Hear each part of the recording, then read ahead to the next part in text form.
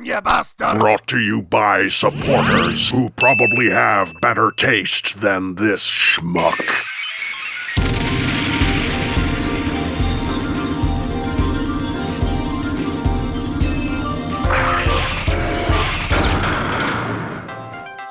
Gentrification is certainly an annoyance these days, isn't it? I don't just mean in the sense of technology or public services. In general, everything is being corporatized to hell and back, making much of what we once loved a hollow shell of its former self. For me, the smoking gun was the worrying scaling back of paint in 2025, but 2026 has been difficult with how things are shaping up. Claiming fewer waves each year leads to better toys only to make the toys cheaper, flimsier, and with a higher focus on G1 safeness. And yet prices rise even higher.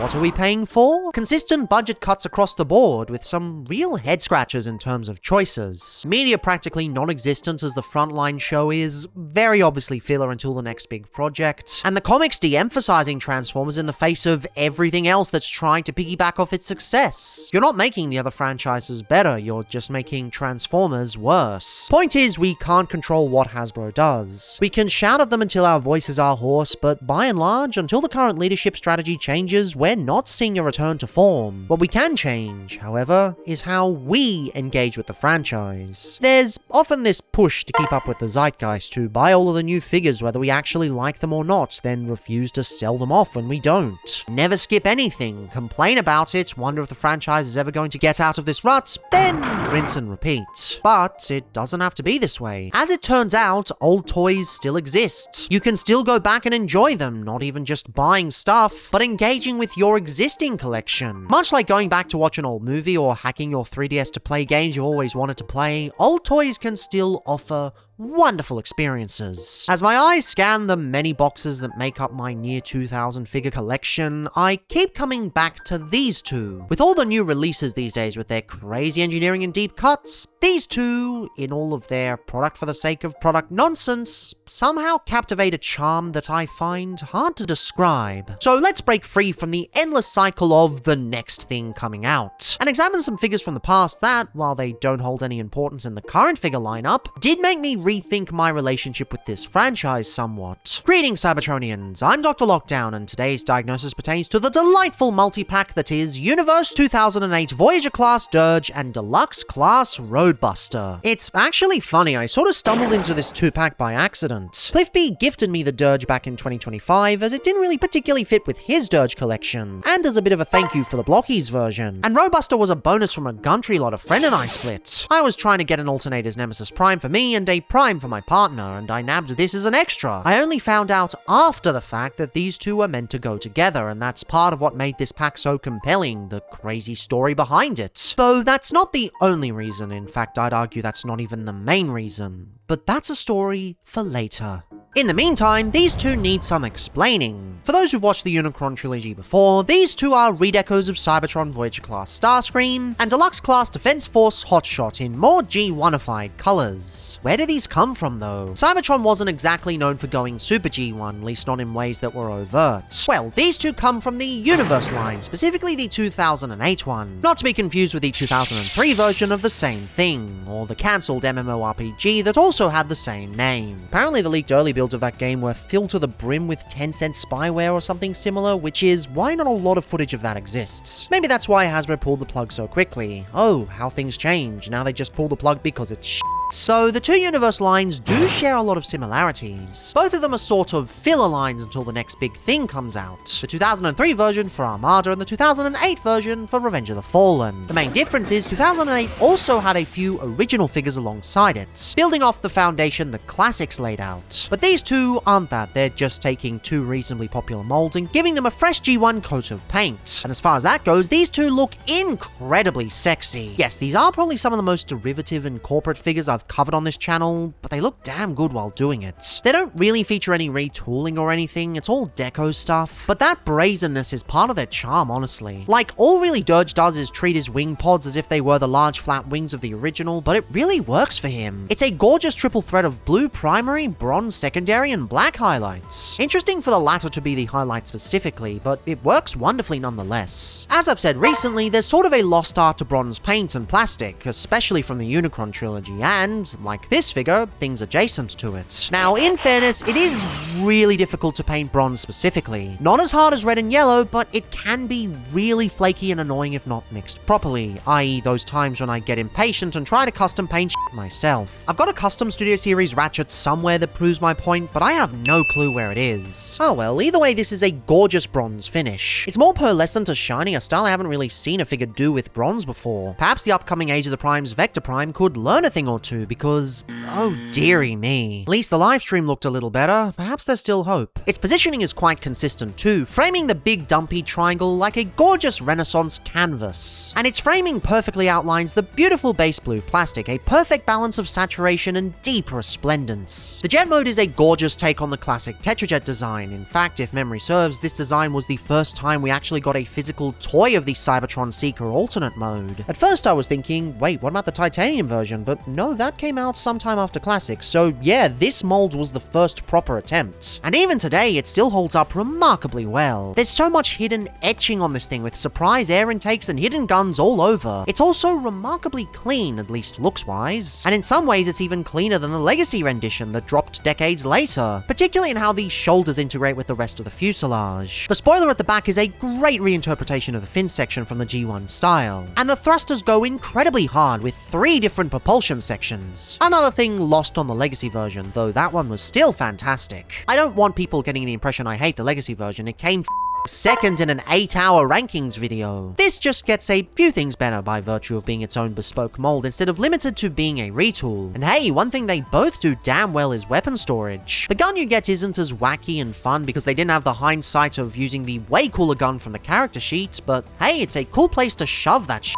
For other weapony goodness, you can also activate the Cyber Key port to flip out the swords in vehicle mode. It's about as daft as you'd expect, but there's actually a really cool feature with this that comes into play in the robot mode. But of course, we'll save that for later. This Tetrajet form is genuinely delightful. A bit chunky, yes, and I do think the wings could have been a bit bigger, but a lot of effort was put into this thing. And it's brought to life exceptionally with Joe Kai's deco design. You can tell that despite being another Starscream for kids and a deco that is meant to fill the waves, both Cybertron and Universe teams put a ton of effort into making this work. They even pin the wheels in place so he can roll incredibly well. Kinda pointless for a jet like this, but lovely to see nonetheless. Faults-wise, there are only really a few I can think of. You've got the obvious visible head, which, yeah, it's a deliberate part of the design, but it still looks daft. Glad they fixed that on the modern update decades later. Still, at least it's better than some cases in this era, some of which we've already discussed on this channel. 2, more annoyingly, the shoulders refuse to tab into place. Thanks to the ratchets, they'll hold their position, but I'd be lying if I said it didn't annoy me significantly. Not figure damning, but definitely something to know going in. I'm just glad the wheels aren't mounted to these. That would be a disaster. And thirdly, quality control. This is purely on my copy, but the right elbow transformation joint has a misfired pin, so the forearm never quite locks in place in this mode. Maybe that's why Cliff B gifted it to me. I haven't exactly spoken to him in a while, so I can't really ask. Not that it's a big deal anyway, the figure is pristine either way. This won't affect most copies, but it is something I feel I should bring up at least. Design-wise, this alt mode is pretty solid. Not amazing, but solid. But deco-wise, it really brings this to a level above. You can see just how effective a deco can be when comparing with other versions of the same mold. Still, it wouldn't be this effective if they hadn't hunkered down and delivered a solid Starscream to begin with. This is a wonderful mashup of early 2000s chunkitude and late 2000s deco prowess, and it leads to an alternate mode that feels surprisingly modern. Now, Roadbuster doesn't have this gorgeous interplay, but it's still quite lovely. It's definitely a more grounded alternate mode, not just with the earthy tones of the Universe deco, and that's by design. Being a redeco of Cybertron Defense Force hotshot, he's supposed to be an upgraded body for the front lines on Earth, fighting to his last breath. So it makes sense that he'd be less out there than some of the other Cybertron designs. This kinda helps him fit better into the Classics era. At the very least, he feels less out of place than Dirge did. The front does that thing where instead of filled in and painted windows, they're just open slits, but unlike some later and much cheaper examples, this thing pulls it off really well. It feels weirdly tactical, oddly purposeful, and hey, it is funny seeing the head poking out of there. Much better head storage than his packmate too. The sloped front section is really well sculpted, perhaps a little overbearing with the orange, and some points are completely washed out on my copy, but hey, better than underspray. The alternative is last week's review subject, and this is less of a problem to have. Besides, the layout is really lovely, framing the driver section and providing some much needed breakup. If anything, I kinda wish they had more. It stops halfway down and the back is just this sea of brown. It's not a very visually appealing back section. It's not even accurate to the G1 original in any way. Maybe some of these bits could have been picked to liven this section up, especially the ones that got paint on the original Hotshot outing, but even then, it's still fine. And hey, most of your attention gets drawn to these massive wheels. Although you sadly don't get painted hubcaps, I don't think he really needs them. He looks just about ready for any off-road adventure with how mean this whole section looks. With how rough and tumble the whole design is, I'm beginning to see why folks were so disappointed the Siege version of Hotshot was just a Hound redeco. That version is lovely, don't get me wrong, but yeah, this was definitely far less effortful than a lot of releases we get these days, budget kerfuffles notwithstanding. The turret up top is honestly quite adorable. It's insanely well sculpted with Gundam-esque line work up the wazoo. The guns are wonderful blends of railguns and flamethrowers, and they're even blast effect compatible, coincidentally. Geez, next week's subject could probably learn a thing or two. You can tell it's sorta built around the core Cyberkey gimmick, really just a housing for the spring-loaded mechanism, but it hides it quite well nonetheless. And unlike Dirge, it actually makes pretty good use of it in this mode, with additional rocket pods flipping out. Painted too, which is subtle but very much appreciated. Side note, if you want a better explanation on what the Cyberkey gimmick is, go check out my Optimus Prime video. Really proud of that one. And if that wasn't enough, he also has 2 additional guns you can pull out the front, allowing for a fully armored artillery vehicle mode. And on top of that, pulling out said guns reveals more rocket launchers. They're everywhere. You have no idea. This really is a great integration of the Cyberkey gimmick. I think in general Cybertron really perfected the balance between solid standalone toy and anime feature compatibility. There's not a lot to find fault with here. It's a really solid vehicle mode. My gripes boil down to a few things and not much else. There's of course the paint, as mentioned earlier, but also, while I like the turret a lot, I do wish it was a little bigger. It feels pretty truncated compared to the rest of the vehicle. Maybe that's accurate to the real inspiration, but I'm just not a fan. Gives the vibe that this is the one spot they ran into budget issues with this being a deluxe figure. They do give you the option to move it forward, making it more front and center, but that just looks worse. Also, the ball joint feels a bit weird. Methinks a swivel would have made for a better tactile experience. Thirdly, these are just blatantly feet on the back. They didn't really pay much attention here. Sure, there are far worse vehicle backs I've covered on this channel, but this still feels really out of place. And finally, weapon storage. He comes with his own little knife that fits on the side of the truck, and while it's definitely not, it still feels like an afterthought. It's a real shame. Honestly, a simple tab on the side would have served this a lot better. As it stands, he's just permanently got a giant hollowed out box stapled to the side of his leg that you can't get rid of. One that doesn't even hold the weapon all that well. Perhaps I owe last week's review subjects an apology. I wasn't really familiar with their game. Nevertheless, this is quite a nice alternate mode. In fact, both are. Roadbuster is definitely the more solid mold, while Dirge has the better deco. Not to say either is bad in either of those categories, they just play to different strengths. Honestly, seeing how beautiful these things are, it's getting me really excited to see Eric Siebenahler's return to mainline. Man knows his design language, and that shit's going to be in modern figures very soon. Just after a while of corporate fuckery that we have to wait out. The conversions with these two are definitely a bit more standard for the time compared to some other previous Unicron Trilogy figures I've covered, in the sense that they're really good and really fun, but not the most out there conversions you'll ever experience. Part of that's my fault. I was focusing so much on new figures and only picking and choosing which Unicron Trilogy ones I covered. So I only really covered the best of the best of the best. But this is sort of your baseline with all of that. This is sort of what most of them would be like. Out of the two, Dirge feels a little bit unfinished. Granted, most of them sort of do. They kind of stop before that final aha moment happens. But Dirge more so than most, although that mostly happens the other way. You want to bring these out so that you'll have enough room to move the legs out, although I should probably remove the weapon storage. Now, if you try yoinking these apart, it's going to be really difficult and could possibly break the figure, but what you actually want to do is separate these ever so slightly, and then just separate them off the front there. That's where they're tabbed into. I used to just yoink it out, and then I kept realizing it was it's constantly being really frustrating, but that's not how it is. Anyway, you bring the lovely ratchets down like so. Make sure that the correct detail is facing forward. This whole torso assembly pegs into the back there. Arms go into their configuration. Come around the back and bring these down. You'll notice that one's not properly tabbed in because of the misfired pin, but the others should just work as per normal. Rotate the wings back slightly. Come around to the back and separate the tail fin into two, and it'll just rotate along the back there. Now, these can be a little bit loose at times. They can come undone because this is a separation point so that they don't break if you drop it off a shelf. But it can be annoying in some instances. Not that common. Anywho, last but not least, you've also got some nice weapon storage at the back here for the gun. Nice and easy. And yeah, just kind of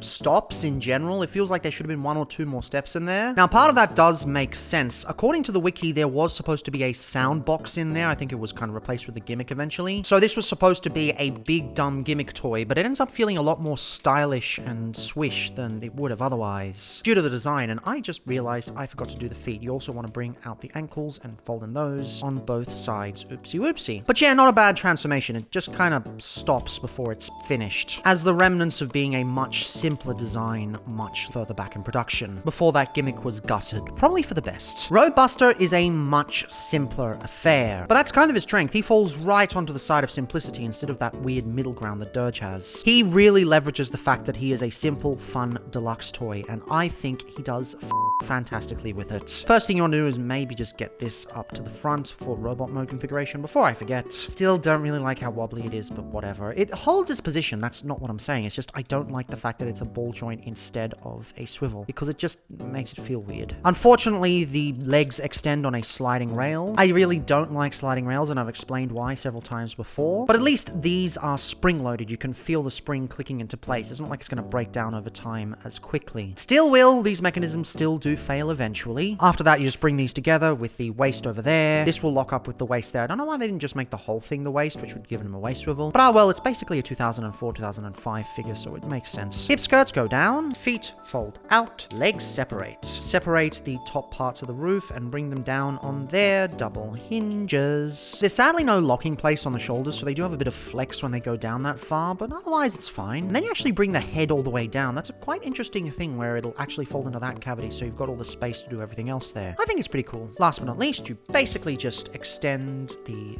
forearms, sliding rails again, and I'm not sure if these ones are properly spring-loaded. They feel like it, but I could be mistaken. But again, unfortunately, it's a 2004-2005 mold, even if it was released in 2008, and that means that it's going to have a bit of jank. But by and large, this is a much more fun conversion. It leverages what it's meaning to do a lot better. It is a simple, fun deluxe, and it knows it. And it's for that reason that he's one of the figures I've refused to take off my desk for the past several weeks. Basically, him and Devastation Bumblebee. But the two of these are solid. Not amazing, but damn solid. And if nothing else, they form a great baseline for what the Unicron trilogy is known for. There are better conversions, there are worse conversions, but this kind of sets the stage for everything. Well, these two molds anyway, not these decos, but you get the idea. Yes, there are some bits that do feel a little bit undercooked, especially in Dirge's case, but they are still addicting due to the time period, especially Roadbuster. If you want desk toys, these two are built like tanks, and they will serve you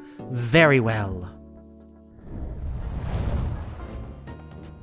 Now, there's one thing that always hits you when you start engaging with older toys, especially if you've grown up with proper articulation in your younger collecting years. The dynamicism is usually not all there. With G1, the way the alternate modes are done is significantly different, so you kinda expect them to have limited articulation. And that kind of vibe goes up pretty solidly until Robots in Disguise. Funnily enough, the last continuity Japan considers part of Generation 1. But once you hit the Unicron trilogy, the entire vehicle mode ideology of mainline changes. It feels way more in line with modern expectations of approximations and mechanical detail. It's still very good, but you do get a bit of whiplash when you see how limited some of these figures can be, especially since the figures that do break free from the limits of lacking articulation get so much more attention. Perhaps I've accidentally contributed to that a bit, but hey, I'm trying to fix it the best I can. Nevertheless, these are very good figures, but you do have to know what you're getting into. Like, Dirge is the quintessential 2000s anime Transformers design. Royalty among royalty. me. A lot of that comes down to the concept artist, legendary designer Masakatsu Saito, who hammered out so many amazing designs and figures over the years from Generation 1 all the way up to Revenge of the Fallen when he finally retired. You name a toy line from that period and he's probably worked on it in some capacity. Combined with the legendary engineering work of Mr. Starscream himself, Shogo Hasui, who, yeah, I don't think I need to explain who he is, this was a wonderful setup to be a truly delightful Voyager. And in many ways it is. In a standard A stance, it's truly delightful. The torso does this really cool thing where with the guns being cast entirely in black, the blue nose cone stands out a lot more, making him seem a lot slimmer than he actually is. It almost makes this thing feel like a classic Seeker chest, which,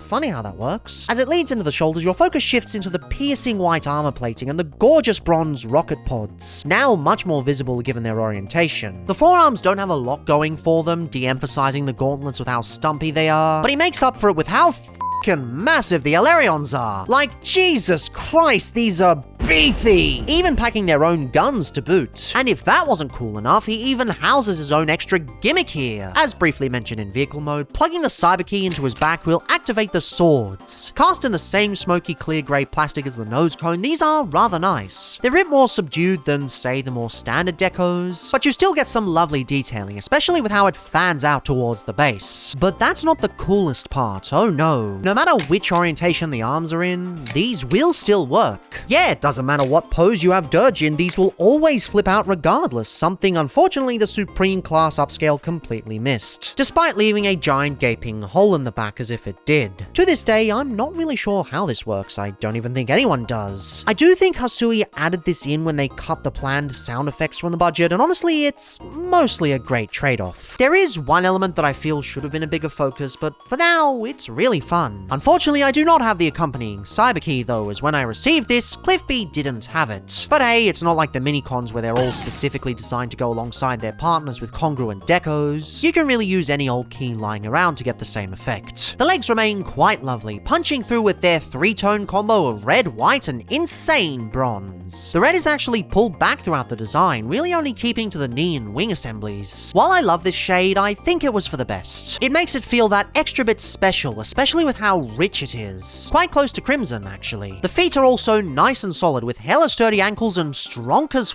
ratchets. The bottom half of the figure is incredibly dynamic, though this does bring me to my main gripe, the articulation. The top half is so close to being there, but you just can't get the arms out due to the shoulder design and the mechanism. He has a universal in there, but functionally you're only really going to be getting forwards and backwards. And it's such a shame because otherwise it's a joy to pose, a clickety symphony of mid-2000s ratchets, a lost art we don't see anymore. In many ways, it feels like this design is at odds with the articulation. It's so close to being swish and dynamic, but it just stops at the arms. I don't even mind the lack of a bicep swivel given the age of the figure. Really, the shoulders are what I crave. If he had those, Dirge would be a top-tier Unicron Trilogy figure, but as it stands, it just falls a tiny bit short. There are other minor issues, such as the aforementioned fins constantly falling off the back. This sort of makes sense as a breakpoint so it doesn't shatter, but it's still annoying. And the head sculpt, it's a bit plain. No pun intended. I'm not asking them to retool it into a proper cone head design, it's more so the design being a bit bland and generic in general, though the deco doesn't exactly help. Maybe some bronze on the face would have served it better, hard to say. Finally, the accessory is just a great big nothing burger, though I don't really consider that a real issue considering swords. Just use those. Dirge is a tough one to recommend, 2-pack or no, because although both of the members are, he specifically feels caught between two worlds. It feels like this design wants to soar into the upper levels and just be a modern figure, but that adherence to old build systems stops it in its tracks. I would have gladly nixed the gimmick if it meant giving this guy a proper posing loadout, but that's just not what this line or this trilogy is about. More than many, this is a deco I'd love to see get the Unification era update treatment. And hey, with Eric Siebenhaler, the original designer of the base Defense Force Hotshot release, returning to the franchise, maybe that's possible sometime soon. It would certainly make up for the cancelled Skywarp. Yes, I'm still salty about that. Sure, just swap out the really cool Cybertron toy line for more G1, because we totally didn't have enough already. Fortunately, that dissonance is a lot less pronounced with his pack packmate. Roadbuster wears his chunkmeistering way more deftly. This has easily got to be one of the most armored Transformers I've received in a very long time. From head to toe, every surface is carefully crafted to appear like a new weapon has been stapled onto it. The chest is lovely, maybe a bit weird with its giant red nipples, but sculpted and painted superbly. You can see they've actually used a lot of the orange here for color correction, and it does look quite lovely. Maybe it wasn't quite worth it in the face of the vehicle mode, lacking some of that. And the face of the face of the face of the face, but it's still really nice to see. I really like that the midriff has its own extra vents and tiny grills, as if he has to expel a whole bunch of heat to remain online and lug around his massive arsenal. Still, it's gotta be a little easier with these massive legs. These have got to be the chunkiest legs I've seen on a Transformer in a while, not even the last couple of HasLabs can compare. Still got a bit left on Lyokaiser. Soon. The shin assemblies look utterly gorgeous, again, very Gundam-esque in the best way. Those tiny feet are hilarious. They do surprisingly a lot to keep this bastard standing up, but they look so tiny next to how big everything is. Funnily enough, the assembly is actually really far forward compared to the thigh. You don't really notice it from the front, but it cuts off completely differently than how you'd expect. I'd expect an update to do the whole inside-out flip thing if they ever made one, but let's face it, this design is never getting an update, especially in this deco. The arms are kinda what I expected Dirge to do, small with giant kibble armor stapled on. It works really well and even allows some cheeky minicon storage. It's a nice little addition, though I probably wouldn't recommend going out and deliberately buying minicons for this. Not just because it looks daft, in both modes mind you, also because he already comes with his own weapon to use, this really cool combat knife. It's painted and sculpted gorgeously, and there's even a tiny little dedicated slot for it to fit into the side. This looks lovely. It really completes the armored aesthetic. He's all defense in this loadout, but he's ready to throw hands when it counts, or blades, so he's not exactly left without a way to fight back, as there's another gimmick he comes with. On top of the aforementioned flip-out rocket pods and the hidden ones from the front of the vehicle mode, you can also open up an additional 4 housings, giving you a whopping 82 hidden grenades! Like, has there ever been a Transformer with more hidden launchers? I don't think so. Obviously, these don't do anything, but the act of opening up is hella cool as is, so I don't think they need to. Also, side note, I really do like the cyber key he comes with. The transparent red is super pretty. I also kinda wish they could have chromed the symbol, but by 2008, chrome was well on its way out. At least until 2014 when they brought about that last-ditch effort. I feel like the angry video game nerd in my crying of what were they thinking? Fortunately, none of these gimmicks interfere with the articulation, and this time it's actually pretty decent. Not amazing, not the level that would make it feel surprisingly modern in the current era, but decent. This is the level of articulation I'm craving from Dirge. Nothing too amazing, but enough to keep it from feeling clunky. Of course, with a different crew of designers working on this lad, it sadly doesn't have that crazy dynamicism that I crave from it. But honestly, that's okay. The sheer bulkiness makes any pose he does get feel that much more exaggerated. Much more zany. It's enough movement to make it work, and that's enough for me. There's not really much I can fault with it. The articulation is limited, sure, but it's fine for the time, and the paint choices are odd, but is still incredibly stylish. The gun pod is still wibbly at the back, but that's just the same issue again. Really, it's just one major issue, and I can't believe I didn't notice until I started scripting. But where the f are his eyes? The head sculpt is nice, albeit not very Roadbuster-y, but like, the eyes are just not there. It's really creepy once you see it, and it's impossible to unsee. Was the orange paint supposed to represent a giant visor assembly and he doesn't actually have eyes? Does it actually matter? Not really, it's a gaff and they should have just bitten the bullet and painted these. I guess if I really wanted to, I could hunt down that third-party upgrade set they did when this first came out, giving him a G1-styled head. It would certainly make for a more fun Roadbuster than the other ones in my collection. Already he's the best by default. Maybe if I had a spare $800 dues to burn. In this economy, with a cost of living crisis. And all the other important bills to pay, yeah, how about no? But I mean, hey, the fact that a figure without eyes is still able to endear me is incredibly commendable. He still remains one of the most fun desk toys from the Unicron trilogy I've received. Well, he's not specifically from the Unicron trilogy himself, but the mold is. And like last week's topic, this is a piece that I find on my desk more often than not in the year 2026. It's easily my favorite Roadbuster in my collection, though in fairness, that's mostly because the Unification era hasn't particularly nailed him yet, or released a version at all, or his Bandai mate will for that matter. Hopefully one day. In fact, yeah, I reckon it's an eventuality. Just when Hasbro's done the 86 crew for the 15th time, and the 84 crew for the 16th time, then they'll break these two out of the character vault. This set isn't perfect by any means. The designs are peak, make no mistake. It's a great set of two figures choice-wise. They selected some damn fine molds for this pack. But then, Dirge's posability does leave a bit to be desired, even for the time period. And Roadbuster's alternate mode could have gone a bit harder. Plus, that face, I still don't get why they did this. And yet, this pack still holds my attention and adoration extremely high. Both when I assumed these were two separate releases and when I stumbled into the fact they were part of a set. I'm not sure if this is a hidden gem that's pretty cheap to get or something that I should really realize I got for a good deal, but either way, this is a solid pack. If you're a fan of Cybertron or weird redecos or older figures, this is a great set to pick up. Obviously there are better modern molds, but the vibe with these two isn't something you can really get these days, so if this is what you're after, it's easily a worthy purchase. But the thing is, this was never really about these two specifically. Sure, these two figures are a vehicle for my thesis here, but it could have really been anything. They're here because I can't stop thinking about them, and this drove my thesis.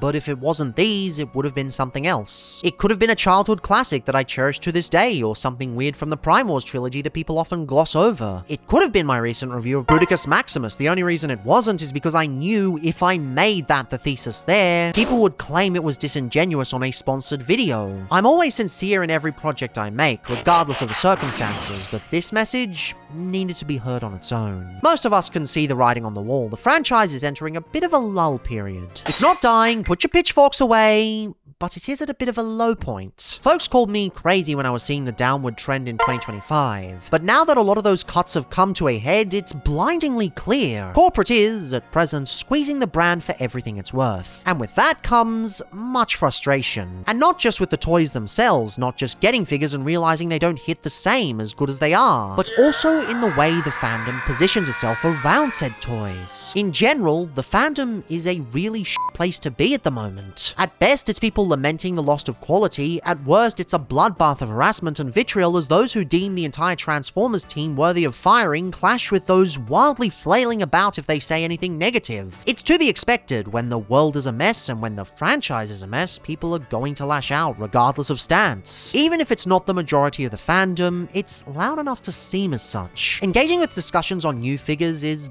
difficult. There's so little to actively get excited about without the caveat of corporate greed, and when there is, it's tainted with a sea of rage. But it doesn't have to be this way. There's this expectation that you have to buy every new release, and have something to say about it. But let me ask you this, if you were to have a collection that's just the way you wanted it to be, how would you go about it? I'm hazarding a guess that most of your wants are older figures. And the thing is, now is the best time to hunt these down. When the franchise is in a not terrible but definitely worse off state, now is the perfect time to expand your palette to figures from yesteryear. There's a whole world of older figures out there that offer completely different experiences to that many are used to, stories waiting to be told, and ones you alone can lend an ear to. Engaging with the zeitgeist is addictive, sure, but longevity-wise it's often healthier to appreciate what you have. Take out those old figures and mess with them, trawl around Facebook and Gumtree to see what you can find. Make posts about why you find this old figure really unique and creative. Those figures never stopped being good. These two figures have given me really unique things to talk about, hidden features and design styles that I just wouldn't have been able to talk about otherwise. Discovering the existence of Masakatsu Saito was in itself a really cool thing, finding a missing link in the design change as the franchise changed and evolved. Everyone engages with the franchise differently, some display, some play, some customize. Me? I yap.